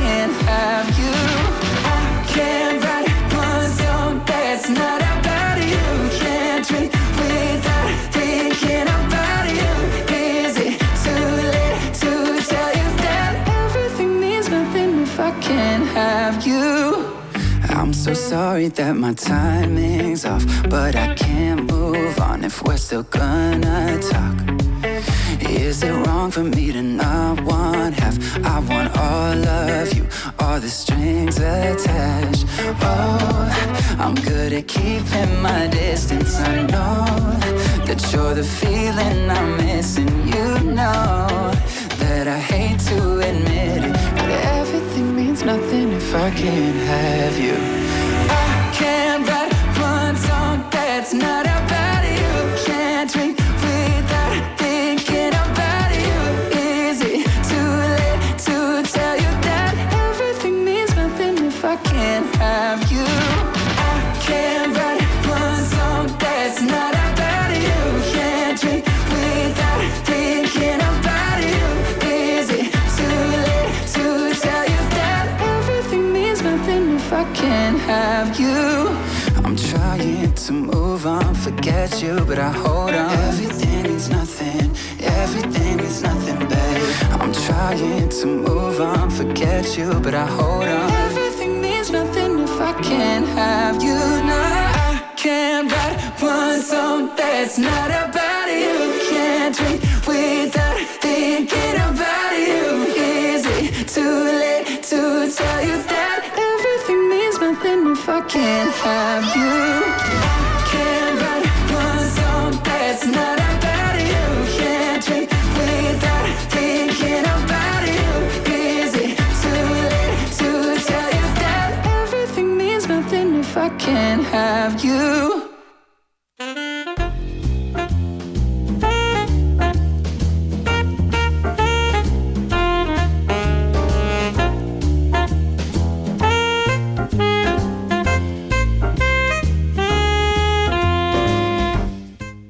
It's time for Cultural Interlude. Guess who's here? Michael's here. Good morning. Happy Lunar New Year. Happy Lunar New Year. 새해 복 많이 받으세요. 네, to you as well, of course. 네, So 많이 great to have 받았습니다. you. 네. 떡국 많이 드셨다고요? 떡국을 10개를 먹어서 10그릇이요? 아니면 10그릇. 그러니까 이제 10살 먹은 거죠. So I'm 36 by the way. So I had 10 bowls? 10 bowls. So You're I'm 46? 46 now. Oh my gosh, 친구네 친구. Because I had 0 bowls. We were not at home, so I didn't. I'm avoiding the 떡국. 나이가 느껴져요. 10그릇 먹으니까. 좀 많이 먹긴 한 것 같아. 조금 많네요. 되게 맛있었나 봐요. I love 떡국. I love rice cakes. Do you like the 만두? Yes. Really? 물만두를 집어넣어서 먹거든요. 거기 이제. 저는 물에 들어간 만두 안 좋아해요. 아 진짜요? I only like the 떡. See, yes. I mean 이게 I can't stand the smell and the. Okay. 오늘도 먹어야겠다. 집에 남아 있어요. 그걸 먹어야겠다. Okay, let's jump into what you've brought for us today, which might be this. Yeah. What is it? So we all know that the 98th Academy Awards is approaching. Already? Yes, it's pretty soon. So Okay. film lovers around the world are catching up on this year's most celebrated contenders. And in South Korea, Busan's landmark cinema complex, the Busan Cinema Center, or 영화의 전당, has launched a special program titled the 2026 Academy Special Exhibition. The program brings together 13 major Oscar-nominated films across genres, from drama, and action to animation, thriller, horror, and musical, offering audiences a rare opportunity to experience the award season lineup on the big screen. Wow. It is a very exciting time for film fans, especially in Busan. Ooh, so before we dive into the individual films, why is this Academy Special significant? I mean, programs like this serve two very important purposes. First, they create a curated pathway for audiences who may not have seen all the major Oscar contenders. Awards buzz can be overwhelming, and this brings everything into focus. Sure. It's like so basically they choose which movies to watch for you. Right. Yeah. And second, it gives certain films, especially those that underperformed commercially, basically a second chance, a second life. Some titles didn't draw large audiences during their initial release, but Oscar nominations often spark renewed interest. That's true, and that's what I love about like the smaller films. Yes. That don't get like a lot of audience members, but then the Oscar buzz drives up the numbers again. I love that. Yeah. Yes. So we're gonna start with a headline film. It is called Sinners, and it's been dominating the conversation around the Oscars. Yes, absolutely. So the movie's directed by Ryan Coogler. Sinners has been nominated in 16 categories. Can you believe that? 16. So, okay, Oh. I'm going to tell you how remarkable this is. Okay. So it breaks the long-standing record of 14 nominations previously held by films like All About Eve, Titanic, and La La Land. So that alone makes it very historic. 16 nominations. Wow. So I haven't seen it yet, so I hope you're not going to spoil it. No spoilers. Okay, but a brief synopsis. What Yes. is the film generally about? So generally, Okay, generally. No it's set spoilers. in 1930s America. Okay. And blends sweeping, historical drama with intense action. Michael B. Jordan plays dual roles, not the basketball player, but No. the other one. Yes. Delivering what many critics are calling the performance of his career. Ooh. So interestingly, when the film opened in Korea last May, it didn't perform strongly at the box office. But with its record-breaking Oscar recognition, it may draw new audiences during the special screening. I took a little peek at Rotten Tomatoes. Rotten, yeah. We measure our We film. always, yeah. Do we watch it or not? 97. Yep. That's really high. 그러니까 그런 거예요. 이게 정말 I personally believe this film is very artistic. But when it comes to art, Yes. It always goes against commercialism. Yeah, like true, the true. sales and stuff, right? Right. 그러니까 각광을 받지 못했지만은 정말 예술적으로는 꼭 한 번쯤 봐야 되는 영화다. Oh, I'm so excited. Yes. Oh, definitely want to see this one. Yes, yeah. Right. So this, exhibition could effectively rewrite its commercial fate here in Korea. Exactly. So another major contender is titled One Battle After Another. So this one earned 13 nominations, including Best Picture, Best Director, and Best Actor. It's directed by Paul Thomas Anderson and stars Leonardo DiCaprio, the only one. A Yes. pairing that immediately raises expectations. Okay. Yeah. In Korea, it was released during the Chuseok holiday season last year and attracted around, 530,000 viewers. Solid, but not massive. not massive, right, 100만 yeah. 명을 넘긴 게 아니니까. 네네. Again, Oscar momentum may give it renewed traction. Okay. Yeah. So once again, that's One Battle After Another. And another one we have is called Sentimental Value. And this is directed by, depending on how you pronounce it, Joachim Trier. Yeah. Yes? Yeah. So this is one of the more intimate films in the lineup. So it tells the story of a film director's father and his two daughters who reconnect through the making of a film. Oh. So it's about memory, art, and reconciliation. It received the Grand Prix at the Cannes Film Festival and is nominated in 9 Oscar categories. Right. It's quieter than the, blockbuster contenders, but very emotionally powerful. So, one quick tip.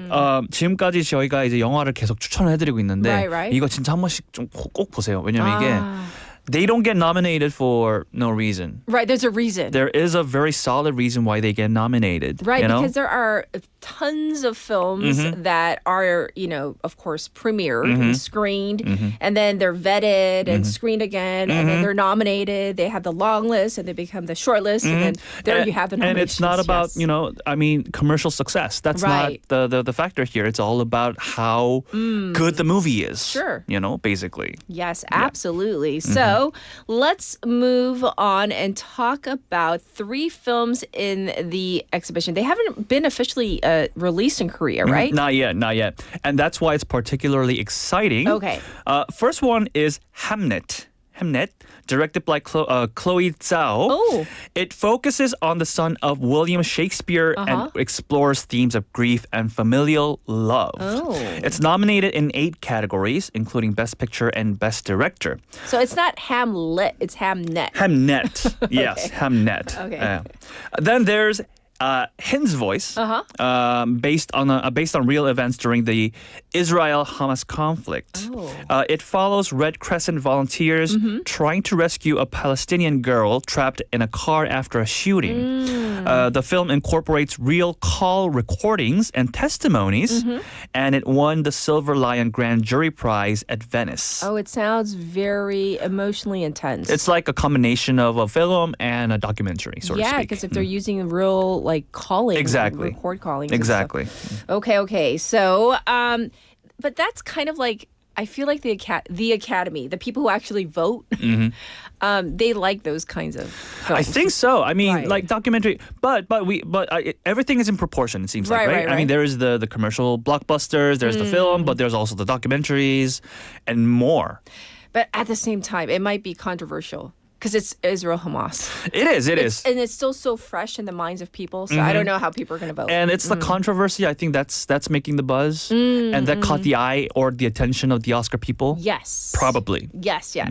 All right, let's now move to something a little lighter. And let's talk about animation. Yes. So I hear Argo. Argo is competing for Best Animated Feature, right? Yes, and it is very fascinating. What is Argo? Because I think a lot of people haven't heard about this. So Argo, 한국에서는 별로 유명하지 않은데 유럽 쪽에서는 정말 유명해요. Argo is a French animated film that premiered at Cannes and the Busan International Film Festival last year. Yes. It's a science fiction story with environmental themes reminiscent of Hayao Miyazaki's worldview or Ghibli's worldview.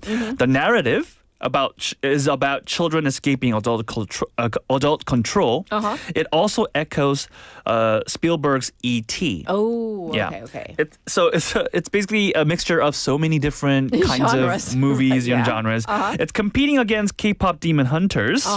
So there's a big contender right there. Right. Making this category surprisingly diverse and international. I like that though. Yeah. The fact that it's becoming more diverse, and it's not only the Mickey Mouse ears that that brand. I love those films, by the way. I love all the D films, right? Yeah, D. But it's like you kind of want other films to get the spotlight exactly. too. And Argo has been a contender, against K-pop Demon Hunters, for example. Long before since the Golden Globe Awards as well. Yes, it's always been there. Okay. So we're keeping an eye on Argo and see how it unfolds. Right, and I love the fact that you're focusing on films that we probably haven't heard too much buzz about. 그러니까요. That's the whole point. So we love it. 오늘 이 제목들을 기억하시고 시간 되실 때 꼭 한번 보세요. Oh, and if you forget, you can go back, play again, 다시 듣기, 다시 보기 하시면 되고요. 너튜브도 있고. All right, so what about the international feature contenders? Okay, so there's 3 that stand out. Okay. Jafar Panahi's Palme d'Or winning It Was Just an Accident. That's the title. It Was Just an Accident. Okay. And there's Oliver Lax's jury prize winner, Sirat. That's the title. Okay. And Hin's voice, which we mentioned earlier. Yes. This year's international feature category feels especially politically and emotionally charged. Okay, well, the exhibition also includes genre films. We're talking about like horror, musical, and even a remake. Yes, and that variety makes the program much appealing. Okay. There's Weapon. It's a mystery horror film nominated for Best Supporting Actress. Ooh. And there's Bugonia, a remake of Chang Jun-hwan's 2003 cult classic Save the Green Planet. That was a long time ago. Now nominated in 4 categories, including Best Picture. And Song Sung Blue.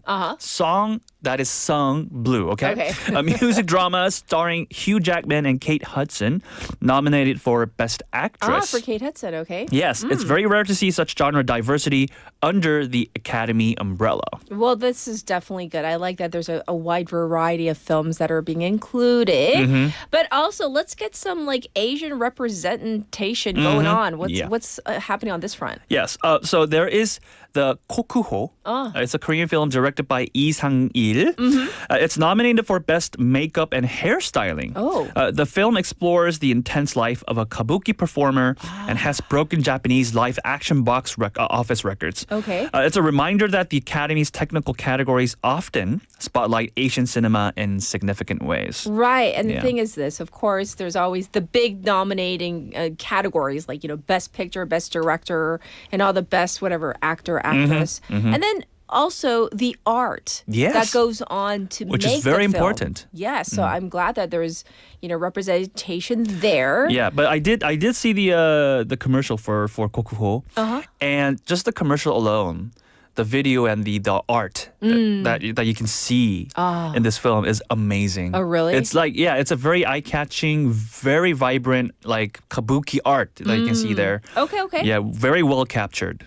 So looking at all these films together, what does this Oscar season tell us? I think there are three things. Okay. First, the scale and spectacle are back. The blockbusters, like the true meaning of it. Yes. And Sinners proves that, Okay. basically. And second, intimate storytelling still resonates. Okay. And that sentimental value shows. Okay. Third, the Academy continues expanding internationally. Yes. So we're talking about, films from France, Iran, Japan, and beyond. And they are the center now. They're our center, and they're not the peripheral anymore. Yes, like they used to be. And I feel like even this year, without like a major Korean film being nominated, that we can still applaud Yes. film and art from other cultures that are getting the spotlight. Yes, absolutely, yes. So the 98th Academy Awards, they will be held on March 15th, our time, Korea time, right? Yes.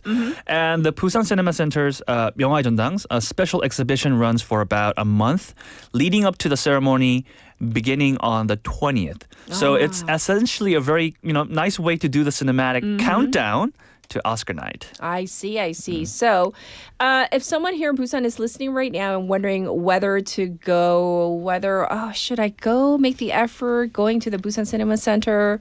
Should I check out at least one of these movies? What would you say to them? I would say go.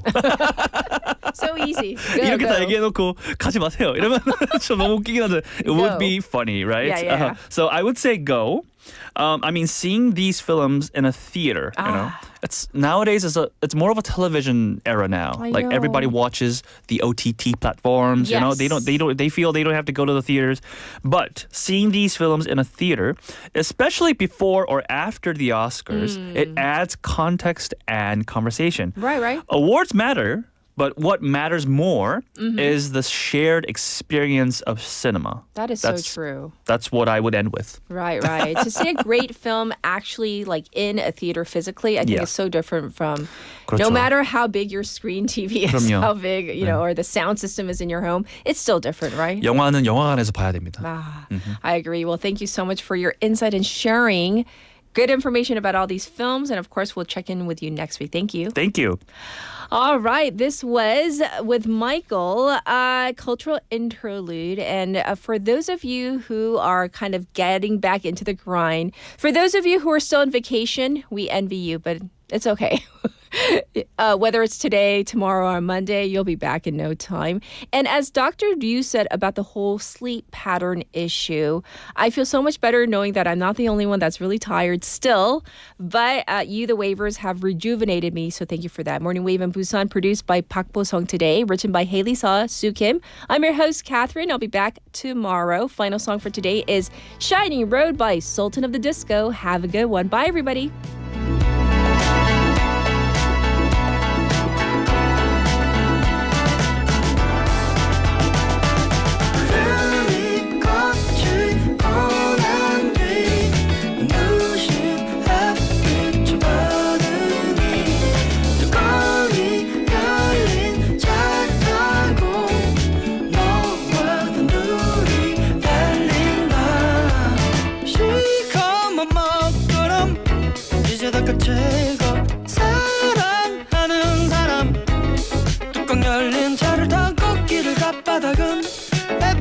빛으로 반짝이는 어느덧 먹구름 한 점 없는 하늘의 무지개가 싫었던 주에는 먼트 까버리고 따뜻한 바람 많이 길을 스쳐가 어제는 잊으면 돼 내일을 알지 못해도 난 네 옆에만 있으면 돼 기름만 가득 채워 다시 출발할게 구름이 걷히고 난 뒤 눈부신 햇빛을 받으니 뚜껑이 열린 차를 타고 너와 단둘이 달린다 지겨운 날들은 이제 다 끝나고 미웠던 사람 다시 내게 돌아왔고 사랑은 시작돼 행복은 가까이에 어느덧 먹구름 한 점 없는